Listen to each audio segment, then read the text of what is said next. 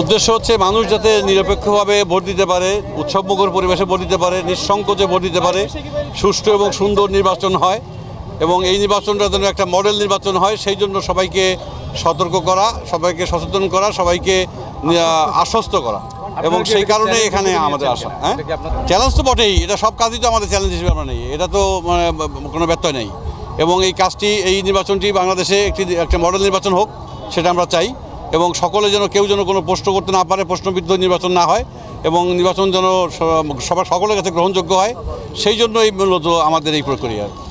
এখন এইটা তো ক্লোজ করার এই সময় সম্পূর্ণ দায়িত্ব হচ্ছে নির্বাচন কমিশনের। অ্যান্ড কমিশন যদি মনে করে যে কোনো ওসিকে প্রত্যাহার করার প্রয়োজন তাহলে করবেন।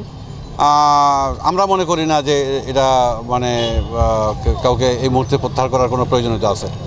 যদি প্রয়োজন মনে করেন, কমিশনের লোকজন আছে, বিভিন্ন ইন্টেলিজেন্সের লোক কাজ করতেছে, আমাদের লোকজন কাজ করতেছে, যদি এরকম পরিবেশ তৈরি হয় যে হ্যাঁ কোনো লোক পক্ষপাতিত্ব করছে অথবা তার কাজ মানে গ্রহণযোগ্য নয় বা নির্বাচন পরিপন্থী অথবা কোনো ক্যান্ডিডেটের পরিপন্থী এরকম কিছু হয় বা সেটা যদি এমনই হয় যে তাকে রাখা সমীচীন নয়, তাহলে নির্বাচন কমিশন বললে বা ওনারা আদেশ দিলে আমরা সাথে সাথে উদ্যোগ করে দেবো। এবারে আপনাদেরও দায়িত্ব আছে যে মানুষ যেন কেউ ঘরে না থাকে, সকল মানুষই যেন ভোটে অংশগ্রহণ করে, নির্বাচনে অংশগ্রহণ করে এবং তার মতামত প্রকাশ করে। মানে ব্যালট বাক্স ছিনতাই বা অন্য প্রশ্নই আসে না, অভিজ্ঞতার কি মুখোমুখি এই ধরনের অভিজ্ঞতা ইনশাল্লাহ হবে না, কারণ এই সুযোগই কেউ পাবে না। কেউ এই ধরনের চেষ্টা করলে তাদের, আর যদি কেউ চেষ্টা করে তার ব্যবস্থা কালকে কি হয় দেখেন। কমিশন কাউন্সিলর প্রার্থীদের কাউন্ট টাকার জন্য নির্বাচনে ঝামেলা হতে পারে, এই বিষয়টাকে টোটাল এনভায়রনমেন্ট কেমন আছে আসলে? আপনারাই তো এই জায়গার মানুষ, আপনারা দেখছেন না।